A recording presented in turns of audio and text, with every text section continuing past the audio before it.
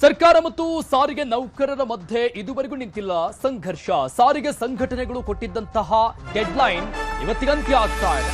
ಅದರ ಪರಿಣಾಮ ಇವತ್ತಿನ ಪ್ರತಿಭಟನೆ ಬೆಂಗಳೂರಿನ ಫ್ರೀಡಂ ಪಾರ್ಕ್ನಲ್ಲಿ ಪ್ರೊಟೆಸ್ಟ್ ಮಾಡ್ತಾ ಇರುವುದು. ಅಲ್ಲೀಗ ಸಂಧಾನ ಸಭೆ ನಡೀತಾ ಇದೆ, ಸಂಧಾನದ ಸರ್ಕಸ್ ನಡೀತಾ ಇದೆ.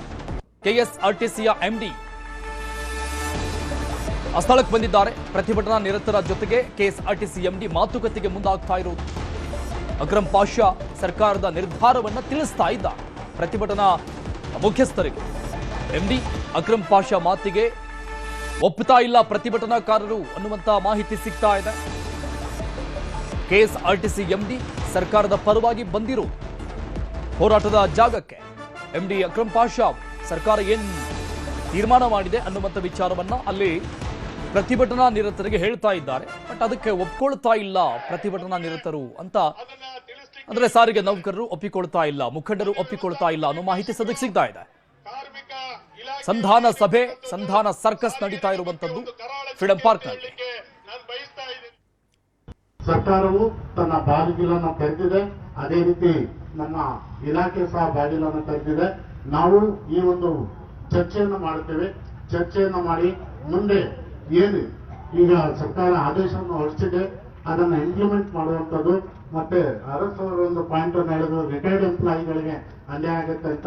ಕೇವಲ 1 ವರ್ಷದಲ್ಲಿ 3,200 ಎಂಪ್ಲಾಯೀಸ್ ಇದ್ದಾರೆ, ಅವ್ರಿಗೂ ಅನ್ಯಾಯ ಆಗೋದಕ್ಕೆ ಬಿಡೋದಿಲ್ಲ. Will take care of those retired employees ಅಂತ ಸರ್ಕಾರ ಏನು ನಮಗೆ 14 ಡಾಕ್ಟರ್ ಶ್ರೀನಿವಾಸ ಮೂರ್ತಿ ಅವರ ಕಮಿಟಿ ರೆಕಮೆಂಡ್ ಮಾಡಿತ್ತು. 14 ತಿಂಗಳ ಒಂದು ಅರಿಯರ್ಸ್ ಅನ್ನ ಕೊಡಬೇಕು. 718 ಕೋಟಿಯಷ್ಟು ಅದು ಅರಿಯರ್ಸ್ ಇದೆ, ಅದನ್ನ ಕೊಡೋದಕ್ಕೆ ಒಪ್ಪಿಕೊಂಡಿದ್ದ ಆದೇಶ ಆಗಿದೆ. ಅದೇ ರೀತಿ ಈಗ ಉಳಿದಂತ 12 ತಿಂಗಳ ಎಷ್ಟು ನಾವು ಇನ್ಕ್ರೀಸ್ ಮಾಡಬೇಕು ಅನ್ನೋದ್ರ ಬಗ್ಗೆ ಯೂನಿಯನ್ಗಳ ಜೊತೆ ಚರ್ಚೆ ಮಾಡಿ ನಮ್ಮ ಸಚಿವರು ನಮ್ಮ ನಾಯಕರುಗಳು ಸೇರಿ ಶಾರ್ಟ್ಲಿ ಒಂದು ಸಭೆಯನ್ನು ಕರೆದು ಮುಂದಿನ ದಿನಗಳಲ್ಲಿ ಇದಕ್ಕೆ ಮಾನ್ಯ ಸಚಿವರು ಡೇಟ್ ಕೊಡಬೇಕಾಗುತ್ತೆ. ನಾನು ಮಾತನಾಡಿದ್ದೀನಿ, ಮಾನ್ಯ ಸಚಿವರು ಶಾರ್ಟ್ಲಿ ಡೇಟ್ ಕೊಡ್ತೀನಿ ಅಂತ ಹೇಳಿದ್ದಾರೆ.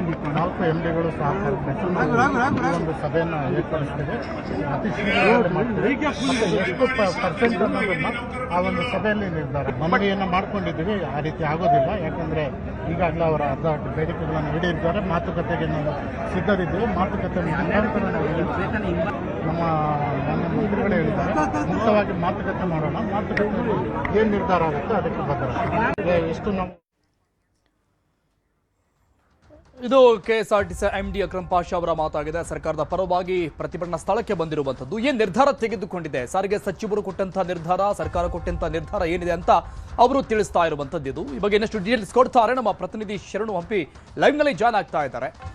ಶರಣು, ಆಫ್ಟರ್ ಕೋವಿಡ್ ನಿಂದ ಇಲ್ಲಿವರೆಗೂ ಕೂಡ ಅನೇಕ ಹೋರಾಟಗಳನ್ನ ಸಾರಿಗೆ ನೌಕರರು ಮಾಡಿರೋದನ್ನ ನಾವು ನೋಡಿದ್ದೀವಿ.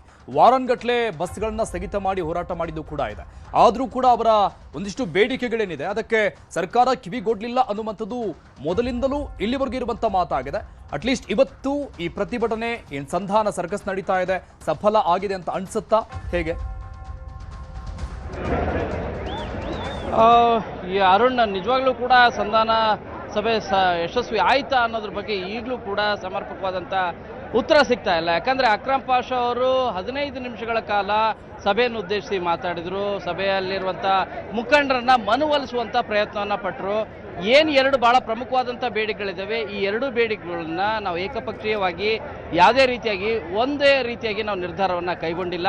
ಈ ಕುರಿತು ಈ ಹಿಂದೆ ಇನ್ನು ಅನಂತ್ ಸುಬ್ರಾವ್ ಏನಿದ್ರು, ಅವರು ಜೀವಂತ ಇದ್ದಾಗ ಅವರಿಗೆ ನಾವು ಮಾಹಿತಿಯನ್ನು ಕೊಟ್ಟಿದ್ವಿ. ಪರಿಷ್ಕೃತವಾದಂಥ ಆದೇಶವನ್ನು ನಾವು ಹೊರಡಿಸ್ತೇವೆ ಅಂತಲೂ ಕೂಡ ಹೇಳಿದ್ವಿ ಅನ್ನೋ ಮಾತನ್ನು ಹೇಳಿದ್ದಾರೆ. ಈ ಮೂಲಕ ಏಕಪಕ್ಷೀಯ ನಿರ್ಧಾರ ಅಲ್ಲ ಅನ್ನೋದನ್ನು ಸ್ಪಷ್ಟಪಡಿಸುವಂಥ ಕಾರ್ಯವನ್ನು ಕೂಡ ಮಾಡಿದರು. ಇಲ್ಲಿ ಬಹಳ ಪ್ರಮುಖವಾದಂಥ ವಿಚಾರ ಅಂತಂದರೆ ಅಕ್ರಮ್ ಪಾಷಾ ಅವರ ಮಾತಿಗೂ ಕೂಡ ಕೆಲವು ವಿಚಾರಗಳಲ್ಲಿ ಅವರು ಭರವಸೆ ನೀಡ್ತಾ ಇದ್ರೆ, ನಿಮ್ಮ ಭರವಸೆ ಬೇಡ, ನಮ್ಮ ಬೇಡಿಕೆಗಳೇನು ಇದ್ದಾವೆ 2 ಬೇಡಿಕೆಗಳು, ಆ ಬೇಡಿಕೆಗಳು ಈಡೇರಬೇಕು. ಈಡೇರದೇ ಇದ್ದರೆ ನಾವು ಮುಷ್ಕರವನ್ನು ಮಾಡೇ ಮಾಡ್ತೀವಿ ಅಂಥೇಳಿ ಸಭೆಯಲ್ಲಿದ್ದಂಥ 1,000ಕ್ಕೂ ಹೆಚ್ಚು ಸಾರಿಗೆ ನೌಕರರೆಲ್ಲರೂ ಕೂಡ ಆಕ್ರೋಶವನ್ನು ವ್ಯಕ್ತಪಡಿಸಿದರು. ಈ ಮಧ್ಯದಲ್ಲೇ ತಮ್ಮ ಭಾಷಣದ ಮಧ್ಯದಲ್ಲೂ ಕೂಡ ಮಾತನ್ನು ಸ್ಥಗಿತಗೊಳಿಸಬೇಕಾದಂಥ ಪರಿಸ್ಥಿತಿ ನಿರ್ಮಾಣ ಆಯಿತು. ಅಂದರೆ ನೀವು ಹೇಳುವಂಥ ಭರವಸೆನ ನಾವು ಕೇಳೋದಿಲ್ಲ, ಆದೇಶವನ್ನು ಹೊರಡಿಸಿ ಅಂತೇಳಿ ಆಗ್ರಹವನ್ನು ವ್ಯಕ್ತಪಡಿಸುವಂಥ ಕಾರ್ಯವನ್ನು ಕೂಡ ಮಾಡಿದ್ರು. ಈಗ ಅಕ್ರಮ್ ಪಾಷಾ ಅವರು ಮನವೊಲಿಸುವಂಥ ಪ್ರಯತ್ನವನ್ನು ಮ್ಯಾಕ್ಸಿಮಮ್ ಮಾಡಿದ್ದಾರೆ ಮತ್ತು ಆನಂತರ ಮಾಧ್ಯಮಗಳಿಗೂ ಕೂಡ ಮಾಹಿತಿಯನ್ನು ನೀಡಿದ್ದು ಈ ಆದೇಶವನ್ನು ಏನು ಆದೇಶ ಹೊರಡಿಸಿದ್ದಾರೆ ಇದನ್ನು ಮತ್ತಷ್ಟು ಸಾರಿ 2 ಸಾರಿನೂ ಕೂಡ ಇನ್ನೆರಡು ಸಾರಿನೂ ಕೂಡ ಸಭೆಯನ್ನು ಮಾಡಿ ಚರ್ಚೆ ಮಾಡಲಿಕ್ಕೆ ಅವಕಾಶ ಇದೆ. ಚರ್ಚೆಯನ್ನು ಮಾಡೋಣ. ಇನ್ನು ನಿವೃತ್ತ ನೌಕರರಿಗೆ ಏನು ತೊಂದರೆ ಆಗ್ತಾ ಇದೆ ಅವರಿಗೆ ತೊಂದರೆ ಮಾಡಲಿಕ್ಕೂ ಬಿಡೋದಿಲ್ಲ. ಅವ್ರಿಗೂ ಕೂಡ ಅವ್ರಿಗೇನು ಸಲ್ಲಬೇಕಾಗಿದೆ ಆ ಗ್ರಾಚ್ಯುಟಿ ಹಣ, ಆ ಹಣವನ್ನು ಕೊಡುವಂಥ ಕಾರ್ಯ ಮತ್ತು ಹಿಂಬಾಕಿ ವೇತನ ಕೊಡುವಂಥ ಕಾರ್ಯ ಏನಿದೆ ಆ ಕಾರ್ಯದ ಕುರಿತಾಗಿಯೂ ಕೂಡ ನಾವು ಪ್ರಯತ್ನವನ್ನು ಮಾಡ್ತೇವೆ ಅಂತಲೂ ಕೂಡ ಭರವಸೆಯನ್ನು ನೀಡಿದ್ದಾರೆ. ಈ ಹಿನ್ನೆಲೆಯಲ್ಲಿ ಈಗ ಜಂಟಿ ಕ್ರಿಯಾ ಸಮಿತಿಯ ಒಟ್ಟು 6 ಸಮಿತಿಗಳು ಬರ್ತದೆ. KSRTC, BMTC ಸೇರಿದಂತೆ ಒಟ್ಟು 6 ಸಮಿತಿಗಳಿದ್ದಾವೆ. ಕಾರ್ಮಿಕ ಸಂಘಟನೆಗಳು, ಸಾರಿಗೆ ನೌಕರರ ಸಂಘಟನೆಗಳು. ಈಗ ಅವರು 6 ಸಂಘಟನೆಯವರು ಈಗ ಸಭೆಯನ್ನ ಮಾಡಲಿದ್ದಾರೆ. ಸಭೆ ಶುರುವಾಗಿದೆ. ಸಭೆಯಲ್ಲಿ ಯಾವ ರೀತಿಯಾಗಿ ನಿರ್ಧಾರವನ್ನು ಕೈಗೊಳ್ತಾರೆ ಅನ್ನೋದು ಈಗ ಬಹಳ ಪ್ರಮುಖವಾದಂಥ ವಿಚಾರ. ಆ ನಿರ್ಧಾರವನ್ನು ತೆಗೆದುಕೊಂಡು ಇನ್ನೊಂದು 15-20 ನಿಮಿಷದ ನಂತರ ಬಂದು ಸಭೆಗೆ ಉದ್ದೇಶಿಸಿ ಮಾತಾಡಲಿದ್ದಾರೆ. ಅಲ್ಲಿ ಬಹಳ ಸ್ಪಷ್ಟವಾಗಿ ತಮ್ಮ ನಿರ್ಧಾರವನ್ನು ಪ್ರಕಟಿಸಿದ್ದಾರೆ. ನಾಳೆಯಿಂದಲೇ ಮುಷ್ಕರ ಮುಂದುವರಿಯುತ್ತೋ ಅಥವಾ ನಾಳೆಯಿಂದ ಮುಷ್ಕರ ಮುಂದುವರಿದಿಲ್ವೋ, ಇನ್ನೊಂದಷ್ಟು ದಿನಗಳ ಕಾಲ ಟೈಮ್ ಕೊಡ್ತೀವಿ, ದಿನಗಳನ್ನು ಅವಕಾಶವನ್ನು ಮಾಡಿಕೊಡ್ತೀವಿ ಅನ್ನೋದು ಕೂಡ, ಅದನ್ನು ಕೂಡ ಅವಕಾಶವನ್ನು ಮಾಡಿಕೊಡ್ತೀವಿ ಅನ್ನೋದು ದಿನಗಳ ಅಂದರೆ ಸರ್ಕಾರಕ್ಕೆ ಇನ್ನೂ ಒಂದಷ್ಟು ದಿನಗಳ ಕಾಲ, ಯಾಕಂದ್ರೆ ಮುಂದಿನ ಒಂದು ಸಭೆಯನ್ನು ನಡೆಸಬೇಕಾಗಿದೆ. ಆ ಸಭೆಗೆ ಅವಕಾಶವನ್ನು ಮಾಡಿಕೊಡ್ತೀವಿ ಅನ್ನೋದ್ರ ಬಗ್ಗೆನೂ ಕೂಡ ಅಂತಿಮವಾದಂಥ ನಿರ್ಧಾರವನ್ನು ಕೈಗೊಳ್ಳಿದ್ದಾರೆ. ಸದ್ಯದ ಪರಿಸ್ಥಿತಿ ನೋಡ್ತಾ ಹೋದರೆ 6 ಸಮಿತಿಗಳಲ್ಲಿ ಬಹುತೇಕರು ಒಂದಷ್ಟು ಸಮಯವನ್ನು ಕೊಡೋದು ಉಚಿತ, ಒಳ್ಳೆಯದು ಅನ್ನುವಂಥ ಅಭಿಪ್ರಾಯವನ್ನು ವ್ಯಕ್ತಪಡಿಸಿದ್ದಾರೆ. ಆದರೆ ಸಭೆಯಲ್ಲಿ ಭಾಗಿಯಾಗಿರುವಂಥ ಸಾರಿಗೆ ನೌಕರರೆಲ್ಲರೂ ಕೂಡ ಅಸಮಾಧಾನವನ್ನು ವ್ಯಕ್ತಪಡಿಸ್ತಾ ಇದ್ದಾರೆ, ವಿರೋಧವನ್ನು ವ್ಯಕ್ತಪಡಿಸ್ತಾ ಇದ್ದಾರೆ. ಇಲ್ಲ, ಈ ರೀತಿಯಾಗಿ ಪದೇ ಪದೇ ನಾವು ಭರವಸೆಯನ್ನು ಕೇಳಿಕೊಂಡೇ ವಾಪಸ್ ಹೋಗ್ತಾ ಇದ್ದೀವಿ, ಪ್ರತಿಭಟನೆಯನ್ನು ಕೇವಲ ಮಾಡ್ತಾ ಇದ್ದೀವಿ, ಮುಷ್ಕರ ಮಾಡೇ ಬಿಡೋಣ, ಮುಷ್ಕರ ಮಾಡಿದರೆ ಮಾತ್ರ ಸರ್ಕಾರ ಬಗ್ಗುತ್ತೆ, ಇಲ್ಲದೆ ಹೋದರೆ ಬಗ್ಗೋದಿಲ್ಲ, ನಮಗೆ ತೊಂದರೆ ಆಗ್ತಾ ಇದೆ, ಆ ತೊಂದರೆಯನ್ನು ಈಡೇರಿಸುವಂಥ ಕೆಲಸವನ್ನು, ಅನ್ಯಾಯ ಆಗಿದೆ ಆ ಅನ್ಯಾಯವನ್ನು ಅನ್ಯಾಯಕ್ಕೆ ನ್ಯಾಯವನ್ನು ಕೊಡುವಂಥ ಕಾರ್ಯವನ್ನು ಮಾಡಬೇಕು. ಆ ಹಿನ್ನೆಲೆಯಲ್ಲಿ ನಾವು ಮುಷ್ಕರಣೆ ಮಾಡೋದು ಒಳ್ಳೆಯದು ಅನ್ನೋದು ಬಹುತೇಕ ಸಾರಿಗೆ ನೌಕರರು ಏನು ಸಭೆಗೆ ಆಗಮಿಸಿದ್ದಾರೆ ಅವರೆಲ್ಲರ ಒತ್ತಾಸೆ ಆಗಿದೆ. ಈ ಹಿನ್ನೆಲೆಯಲ್ಲಿ ಈಗ ಜಂಟಿ ಕ್ರಿಯಾ ಸಮಿತಿ ತೆಗೆದುಕೊಳ್ಳುವಂತಹ ನಿರ್ಣಯ ಭಾಳ ಇಂಪಾರ್ಟೆಂಟ್ ಆಗುತ್ತೆ. ಅವರು ನಾಳೆಯಿಂದ ಮುಷ್ಕರಕ್ಕೆ ಮುಂದಾಗ್ತಾರೋ, ಬಸ್ಗಳು ಸ್ಟಾಪ್ ಆಗುತ್ತೋ, ಸಾರ್ವಜನಿಕರಿಗೆ ತೊಂದರೆ ಮುಂದುವರಿಯುತ್ತೋ, ಅಥವಾ ಒಂದಷ್ಟು ದಿನಗಳ ಕಾಲ ಅವಕಾಶವನ್ನು ಮಾಡಿಕೊಡ್ತಾರೋ, ಇದು ಇನ್ನೊಂದು ಅರ್ಧ ಗಂಟೆಯಲ್ಲಿ ಸ್ಪಷ್ಟವಾದಂಥ ಮಾಹಿತಿ ಸಿಗಲಿದೆ. ಓಕೆ ಶರಣು, ಇದ್ರ ಜೊತೆಗೆ ಈ ಪ್ರಮುಖ ಬೇಡಿಕೆಗಳನ್ನ ಏನು ಇಡ್ತಾ ಇದ್ದಾರೆ ಸಾರಿಗೆ ನೌಕರರು, ಇದು ಕೂಡ ಇವತ್ತಿನ ಪ್ರತಿಭಟನೆ ಏನಲ್ಲ. ಈ ಹಿಂದೆ ಕೂಡ ಅನೇಕ ಬಾರಿ ಪ್ರತಿಭಟನೆಗಳಲ್ಲಿ ಇದು ಕೂಡ ಪ್ರಮುಖವಾದಂಥ ಬೇಡಿಕೆ ಆಗೇ ಇತ್ತು, ಅಂಶಗಳಾಗಿತ್ತು. ಬಟ್ ಸರ್ಕಾರ ಇದನ್ನ ಈಡೇರಿಸಕ್ಕೆ ಆಗೋದಿಲ್ಲ ಅನ್ನುವಂಥ ರೀತಿಯಲ್ಲಿ ಕೈ ಚೆಲ್ಲಿತ್ತು. ಆಗ ಗಟ್ಟಿಯಾಗಿ ಪ್ರತಿಭಟನೆ ಮಾಡಿದ್ದಕ್ಕೆ ಎಸ್ಮಾ ಜಾರಿ ಮಾಡಿ ಒಂದಿಷ್ಟು ನೌಕರರನ್ನ ವಜಾ ಕೂಡ ಮಾಡಲಾಯಿತು. ಎಸ್ಮಾ ಜಾರಿ ಆದರೂ ಕೂಡ ಪ್ರತಿಭಟನೆಯಲ್ಲಿ ಭಾಗಿಯಾಗಿದ್ದಕ್ಕೆ ಅಂತ. ಈಗ ನೀವು ಹೇಳ್ತಾ ಇರುವಂಥ ಮಾಹಿತಿ ಪ್ರಕಾರವಾಗಿ ನಾಳೆಯಿಂದ ಏನಾದರೂ ಮತ್ತೆ ಪ್ರತಿಭಟನೆ ಕಂಟಿನ್ಯೂ ಆದರೆ ಸರ್ಕಾರದಿಂದ ಎಸ್ಮಾ ಮಗದೊಂದು ಕ್ರಮ ಆಗೋ ಸಾಧ್ಯತೆಗಳು ಏನಾದರೂ ಇದೆ ಅಂತ ಅನ್ಸುತ್ತಾ? ಅರುಣ್, ಈಗಾಗಲೇ ಎಸ್ಮಾ ಜಾರಿಯನ್ನ ಮಾಡಿದ್ದಾರೆ. ಅದು ಪ್ರತಿ 6 ತಿಂಗಳಿಗೊಂದ್ಸರಿ ನಡೆಯುವಂಥ ಪ್ರಕ್ರಿಯೆ, ಅದು ಕಾನೂನಿನ ಪ್ರಕ್ರಿಯೆ. ಆ ಕಾನೂನು ಪ್ರಕ್ರಿಯೆ ಹಿನ್ನೆಲೆಯಲ್ಲಿ ಎಸೆನ್ಷಿಯಲ್ ಸರ್ವಿಸ್ ವ್ಯಾಪ್ತಿಯಲ್ಲೇ ಬರುತ್ತೆ ಸಾರಿಗೆ ಬಸ್ಗಳೆಲ್ಲವೂ ಕೂಡ. ಈ ಹಿನ್ನೆಲೆಯಲ್ಲಿ ಯಾರು ಎಸೆನ್ಷಿಯಲ್ ಸರ್ವಿಸ್ ವ್ಯಾಪ್ತಿಯಲ್ಲಿ ಬರುವಂಥ ಸಾರಿಗೆ ನೌಕರರಿದ್ದಾರೆ ಇವರೆಲ್ಲರೂ ಕೂಡ ಕಾರ್ಯವನ್ನು ನಿರ್ವಹಿಸಬೇಕು ಅಂತೇಳಿ ಎಸ್ಮಾ ಈಗಾಗಲೇ ಜಾರಿಯನ್ನು ಮಾಡಿದ್ದಾರೆ. ನೋ ವರ್ಕ್ ನೋ ಪೇ ಅಂತೇಳಿ ಇವತ್ತು ಕೂಡ ಆ ಆದೇಶವನ್ನು ಹೊರಡಿಸಿದ್ದಾರೆ. ಅಂದರೆ ಇಲ್ಲಿ ಭಾಗಿಯಾದವರೆಲ್ಲರೂ ಕೂಡ ವೀಕ್ ಆಫ್ ಇರೋರು, ಡ್ಯೂಟಿ ಮುಗಿಸ್ಕೊಂಡು ನೈಟ್ ಡ್ಯೂಟಿ ಮುಗಿಸ್ಕೊಂಡು ಬಂದಿರೋವಂಥವ್ರು ಅಥವಾ ನೈಟ್ ಡ್ಯೂಟಿ ಹೋಗುವಂಥವ್ರು, ಇವ್ರು ಮಾತ್ರ ಭಾಗಿಯಾಗಿರೋದು.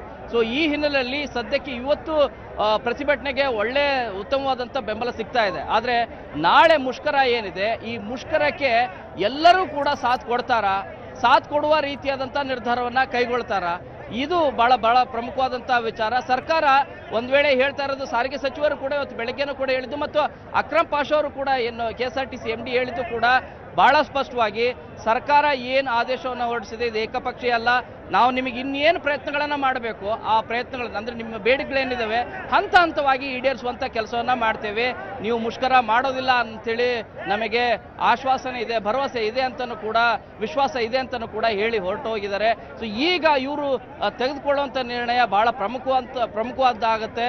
ಇದರಲ್ಲಿ ಬಹುತೇಕರು ಮುಷ್ಕರ ಬೇಡ ಸದ್ಯದ ಪರಿಸ್ಥಿತಿಯಲ್ಲಿ ಅನ್ನುವಂಥ ಅಭಿಪ್ರಾಯಕ್ಕೆ ಅಭಿಪ್ರಾಯವನ್ನು ವ್ಯಕ್ತಪಡಿಸ್ತಾ ಇದ್ರೆ, ಇನ್ನು ಕೆಲವರು ಆ ರೀತಿ ಆಗೋದಿಲ್ಲ, ಮುಷ್ಕರನ್ನ ಮಾಡೋದೇ ಒಳ್ಳೆಯದು. ಅದರಲ್ಲೂ ಕೂಡ ಸಭೆಯಲ್ಲಿ ಭಾಗಿಯಾಗಿರುವಂಥ ಬಹುತೇಕ ಸಾರಿಗೆ ನೌಕರರೆಲ್ಲರೂ ಕೂಡ ಇಲ್ಲ, ನಮಗೆ ಅನ್ಯಾಯ ಆಗ್ತಾ ಇದೆ, ಪದೇ ಪದೇ ಅನ್ಯಾಯ ಆಗ್ತಾ ಇದೆ, ಬೇರೆ ಸರ್ಕಾರಿ ನೌಕರರಿಗೆ ಕೊಡ್ತಿರುವಂಥ ಸೌಲಭ್ಯಗಳು ಏನೋ ಅವರಿಗೆ ಸಿಗ್ತಿರುವಂಥ ವೇತನವನ್ನು ನೋಡ್ತಾ ಹೋದ್ರೆ ನಮ್ದು ಎಳ್ಳಷ್ಟು ಕೂಡ ಇಲ್ಲ. ಹೀಗೆ ಪದೇ ಪದೇ ಅನ್ಯಾಯ ಆದರೆ ನಾವು ನಿಜವಾಗ್ಲೂ ಕೂಡ ಒಪ್ಪೋದಿಲ್ಲ. ಈ ಹಿನ್ನೆಲೆಯಲ್ಲಿ ನಾವು ಮುಷ್ಕರ ಮಾಡೋದು ಒಳ್ಳೆಯದು ಅನ್ನುವಂಥ ಅಭಿಪ್ರಾಯವನ್ನು, ಆಗ್ರಹವನ್ನು ವ್ಯಕ್ತಪಡಿಸ್ತಾ ಇದ್ದಾರೆ. ಇದು ಒಂದು ರೀತಿಯಾಗಿ ಇಕ್ಕಟ್ಟಿನ ಪರಿಸ್ಥಿತಿಯಲ್ಲಿ ಈಗ ಜಂಟಿ ಕ್ರಿಯಾ ಸಮಿತಿಯ ಮುಖಂಡರು ಇರೋದು, ಅವರು ತೆಗೆದುಕೊಳ್ಳುವಂಥ ನಿರ್ಣಯಕ್ಕೆ ಸಾರಿಗೆ ನೌಕರರೆಲ್ಲರೂ ಕೂಡ ಒಪ್ಕೊಳ್ತಾರ? ಮುಷ್ಕರ ಮುಂದುವರಿಯುತ್ತಾ ಅಥವಾ ಮುಷ್ಕರವನ್ನು ತೆಗೆದು ಇನ್ನೊಂದಷ್ಟು ದಿನಗಳ ಕಾಲಾವಕಾಶವನ್ನು ಕೊಡ್ತಾರ? ಇನ್ನೊಂದು ಅರ್ಧ ಗಂಟೆಯಲ್ಲಿ ತಿಳಿಯಲಿದೆ. ಒಂದು ವೇಳೆ ಏನಾದರೂ ಮುಷ್ಕರ ಮುಂದುವರೆದಿದ್ದೇ ಆಯಿತು ಅನ್ನೋದಾದರೆ, ಶುರು ಆಯಿತು ಅನ್ನೋದೇ ಆದರೆ ಸರ್ಕಾರ ಕಠಿಣ ಕ್ರಮಗಳನ್ನು ಕೈಗೊಳ್ಳುತ್ತೆ. ಈ ಹಿಂದೆನೂ ಕೂಡ ಮುಷ್ಕರ ಮಾಡಿದಂಥ ಸಂದರ್ಭದಲ್ಲಿ ಎಲೆಕ್ಟ್ರಿಕ್ ವೆಹಿಕಲ್ಗಳನ್ನು ರನ್ ಮಾಡಿಸಿರೋದಿರ್ಬೋದು, ಖಾಸಗಿ ಬಸ್ಗಳನ್ನು ಬಸ್ ಸ್ಟ್ಯಾಂಡ್ಗಳ ಮೂಲಕ ನಿಮಗೆ ಎಲ್ಲ ಸರ್ಕಾರಿ ಸಾರಿಗೆ ಬಸ್ಗಳಿದ್ದಾವೆ, ಆ ಬಸ್ಗಳನ್ನು ಆಪರೇಟ್ ಮಾಡಲಿಕ್ಕೆ ಅವಕಾಶವನ್ನು ಮಾಡಿಕೊಡ್ಲಿಕ್ಕೂ ಕೂಡ ಮುಂದಾಗತ್ತೆ. ಅದೇನು ಪ್ರತ್ಯೇಕವಾಗಿ ಹೇಳುವಂಥ ಅವಶ್ಯಕತೆ ಇಲ್ಲ. ಅರುಣ್, ಶರಣು ಹಂಪಿ, ಇನ್ನೊಂದು ಕಡೆ ಈಗ ಹಿಂಬಾಕಿ, ಮತ್ತೊಂದು ಕಡೆ ವೇತನ ಪರಿಷ್ಕರಣೆ, ಎರಡು ಪ್ರಮುಖ ಬೇಡಿಕೆಗಳನ್ನು ಇಟ್ಟಿರುವಂಥದ್ದು. ಬಟ್ ಸರ್ಕಾರ ಅಷ್ಟು ಈಸಿ ಆಗಿಲ್ಲ ಈ ಬೇಡಿಕೆಗಳನ್ನು ಈಡೇರಿಸೋದಕ್ಕೆ ಅಂತ ಹೇಳ್ತಾ ಇದೆ. ಸೊ ಇದಕ್ಕೆ ಪರ್ಯಾಯವಾಗಿ ಅಟ್ಲೀಸ್ಟ್ ಅದಕ್ಕೆ ಸಾಮೀಪ್ಯ ಇರುವಂಥ ಏನಾದರೂ ದಾರಿ ಕಂಡುಕೊಳ್ಳುವಂಥ ಸಾಧ್ಯತೆಗಳಿದೆಯಾ ಅವರನ್ನ ಸಮಾಧಾನ ಪಡಿಸುವಂಥ ನಿಟ್ಟಿನಲ್ಲಿ? ಅರುಣ್, KSRTC MD ಅಕ್ರಮ್ ಪಾಷಾ ಅವರು ಆ ಪ್ರಯತ್ನವನ್ನು ಕೂಡ ಮಾಡಿದ್ರು. 38 ತಿಂಗಳಲ್ಲಿ 26 ತಿಂಗಳು ಹಿಂಬಾಕಿ ವೇತನವನ್ನು ಕೊಡ್ತಿದ್ದೇವೆ ಅಂತ ಹೇಳ್ತಾ ಇದ್ದಾರೆ. 12 ತಿಂಗಳ ಹಿಂಬಾಕಿ ವೇತನವನ್ನು ಕೊಡೋದು ಮಾತ್ರ ಬಾಕಿ ಇರೋದು. ಒಂದು. ಎರಡನೇ ಬಹಳ ಪ್ರಮುಖವಾದಂಥ ಬೇಡಿಕೆ ಏನು ಅಂತಂದ್ರೆ, ವೇತನ ಪರಿಷ್ಕರಣೆ. ಅದು 2024ರಿಂದ ಆಗಬೇಕು ಅಂತ ಹೇಳ್ತಾ ಇರೋದು. ಸೊ ಇದರಲ್ಲಿ 2025ರಿಂದ ನಾವು ಹಿಂಬಾಕಿ ವೇತನ ಪರಿಷ್ಕರಣೆನ ಮಾಡ್ತೇವೆ ಅಂತ ಹೇಳ್ತಾ ಇರೋದು. ಸೊ ಇದು ಒಂದು ವರ್ಷ ಆ ರೀತಿಯ ಕಟ್ ಮಾಡಿದ್ರೆ ಒಳ್ಳೇದಲ್ಲ ಅಂತೇಳಿ. ಇದರ ಮಧ್ಯನೂ ಕೂಡ KSRTC MD ಅವರು ಹೇಳ್ತಾ ಇರೋದೇನೆಂದ್ರೆ, ಇದರಿಂದ ಯಾರಿಗೆ ಅನ್ಯಾಯ ಆಗುತ್ತೆ ಒಂದು ವರ್ಷ ಕಟ್ ಮಾಡಿದ್ರೆ ಅನ್ನೋದಾದ್ರೆ ನಿವೃತ್ತ ನೌಕರರಿಗೆ ಅನ್ಯಾಯ ಆಗುತ್ತೆ. ಸೊ ಅವರೆಲ್ಲರಿಗೂ ಕೂಡ ಏನು ವೇತನ ಪರಿಷ್ಕರಣೆ ಹಣ ಏನಿದೆ ಅದನ್ನ ಕೊಡಿಸುವಂತ ಕಾರ್ಯವನ್ನ ಮಾಡ್ತೇವೆ, ಆ ಪ್ರಯತ್ನವನ್ನ ಮಾಡ್ತೇವೆ ಅಂತಾನು ಕೂಡ ಹೇಳ್ತಾ ಇದ್ದಾರೆ. ಸೊ ಈ ಹಿನ್ನೆಲೆಯಲ್ಲಿ ಇದು ಬಹಳ ಪ್ರಮುಖವಾದಂತ ವಿಚಾರ. ಈ ಹಿನ್ನೆಲೆಯಲ್ಲಿ ಜಂಟಿ ಕ್ರಿಯಾ ಸಮಿತಿಯ ಸದಸ್ಯರು ಕೂಡ ಈ ವಿಚಾರವನ್ನು ಕೂಡ ಪರಿಗಣನೆಗೆ ತೆಗೆದುಕೊಂಡು ಯಾವ ನಿರ್ಣಯವನ್ನ ತೆಗೆದುಕೊಳ್ತಾರೆ ಅಂತ ಹೇಳಿ, ಆ ನಿರ್ಣಯದ ಹಿನ್ನೆಲೆಯಲ್ಲಿ ಮುಷ್ಕರ ಆಗುತ್ತೋ ಇಲ್ಲೋ ಅನ್ನೋದು ಬಹಳ ಪ್ರಮುಖವಾಗಿ ನಿರ್ಧಾರ ಆಗಲಿದೆ ಇನ್ನೊಂದು ಅರ್ಧ ಗಂಟೆ ನಂತರ. ಅರುಣ್, ಶರಣು, ಈಗ ಎಸ್ಮಾ ಜಾರಿ ಆಗಿರೋ ಹಿನ್ನೆಲೆಯಲ್ಲಿ ತುಂಬಾ ಜನ ಬಂದಿಲ್ಲ. ನೀವು ಹೇಳ್ದಂಗೆ ನೈಟ್ ಶಿಫ್ಟ್ ಹೋಗುವಂಥವ್ರು ಅಥವಾ ವೀಕ್ ಆಫ್ ಇರುವಂಥವ್ರು, ರಜೆ ಮೇಲೆ ಇರುವಂಥವ್ರು ಮಾತ್ರ ಭಾಗಿಯಾಗಂಗೆ ಆದಂಗೆ ಕಾಣಿಸ್ತಾ ಇದೆ. ಆದರೆ ನಾಳೆಯಿಂದ ಏನಾಗಬಹುದು ಅನ್ನುವಂಥದ್ದು ಸದ್ಯಕ್ಕಿರುವಂಥ ಕುತೂಹಲ ಆಗಿದೆ. ಎಸ್ಮಾವನ್ನ ಧಿಕ್ಕರಿಸಿ ಕೂಡ ಹೋರಾಟಕ್ಕೆ ಮುಂದಾಗುತ್ತಾರೆ ಅನ್ನುವಂಥ ಚಾನ್ಸಸ್ ಇದೆಯಾ? ಖಂಡಿತ. ಇದನ್ನು ಕೂಡ ಸಾರಿಗೆಯ ಮುಖಂಡರೆಲ್ಲರೂ ಕೂಡ, ಅದು ಜಂಟಿ ಕ್ರಿಯಾ ಸಮಿತಿಯ ಮುಖಂಡರು ಕೂಡ ಸ್ಪಷ್ಟಪಡಿಸಿದ್ದಾರೆ ತಮ್ಮ ಭಾಷಣದಲ್ಲಿ ಮತ್ತು ಮಾಧ್ಯಮಗಳ ಹೇಳಿಕೆಗೂ ಕೂಡ. ನ್ಯೂಸ್ 18ಗೆ ಅವರು ಕೊಟ್ಟಂತ ಮಾಹಿತಿಯಲ್ಲೂ ಕೂಡ, ಅಂದ್ರೆ ಕೊಟ್ಟಂತ ಪ್ರತಿಕ್ರಿಯೆ ಕೂಡ ಹೇಳಿರೋದು, ಕಳೆದ ಬಾರಿ ನಾವು ನೋಟಿಸನ್ನು ಕೊಟ್ಟು, ಅಂದ್ರೆ ಕಾನೂನಿನ ಪ್ರಕಾರ ನೋಟಿಸನ್ನು ಕೊಟ್ಟು 45 ದಿನಗಳ ಮುಂಚಿತವಾಗಿ ನೋಟಿಸನ್ನು ಕೊಟ್ಟು ನಾವು ಮುಷ್ಕರಕ್ಕೆ ಮುಂದಾಗಬೇಕಾಗತ್ತೆ, ಅದು ಲಾ ಪ್ರಕಾರನೇ. ಆದರೆ ಈ ಸರಿ ನಾವು ಯಾವುದೇ ರೀತಿಯಾದಂಥ ನೋಟಿಸನ್ನು ಕೊಡೋದಿಲ್ಲ. ಈ ಹಿಂದೆ ನಾವು ನೋಟಿಸನ್ನು ಕೊಟ್ಟಾಗ ಬೇರೆಯವ್ರ ಮೂಲಕ ಕೋರ್ಟ್ ಮೊರೆ ಹೋಗಿ ನಮಗೆ ಮುಷ್ಕರವನ್ನು ಮಾಡಬೇಡಿ ಅಂತೇಳಿ ಸೂಚನೆ ಕೊಡುವಂಥ ಕಾರ್ಯವನ್ನು ಮಾಡಿದ್ರು. ಈ ಸರಿ ಆ ಯಾವ ಪ್ರಕ್ರಿಯೆಯನ್ನು ಮಾಡೋದಿಲ್ಲ. ನೀವು 1,15,000 ಜನರನ್ನು ಕೂಡ ನೀವು ಜೈಲಿಗೆ ಹಾಕ್ತೀರಾ? ನಾವು ಮುಷ್ಕರ ಮಾಡೇ ಮಾಡ್ತೀವಿ. 1,15,000 ಜನರನ್ನು ಕೂಡ ನೀವು ಜೈಲಿಗೆ ಹಾಕ್ತೀರಾ? ಹಾಕಕ್ಕಾಗಲ್ಲಲ್ವಾ? ಹೋರಾಟವನ್ನು ನಾವು ಮಾಡೇ ಮಾಡ್ತೀವಿ. ಒಬ್ಬರಿಗೆ ಅನ್ಯಾಯ ಆಗುತ್ತೆ, ಉಳಿದವರಿಗೆ ಅನುಕೂಲ ಆಗುತ್ತೆ ಅಂದಾಗ ಎಲ್ಲರೂ ಕೂಡ ಸುಮ್ಮನೆ ಆಗೋದು ಸರಿಯಲ್ಲ. ಎಲ್ಲರಿಗೂ ಕೂಡ ನ್ಯಾಯ ಸಿಗಬೇಕು. ಈ ನಿಟ್ಟಿನಲ್ಲಿ ನಾವು ಹೋರಾಟವನ್ನು ಮಾಡ್ತೇವೆ ಅಂತ ಹೇಳ್ತಾ ಇದ್ದಾರೆ.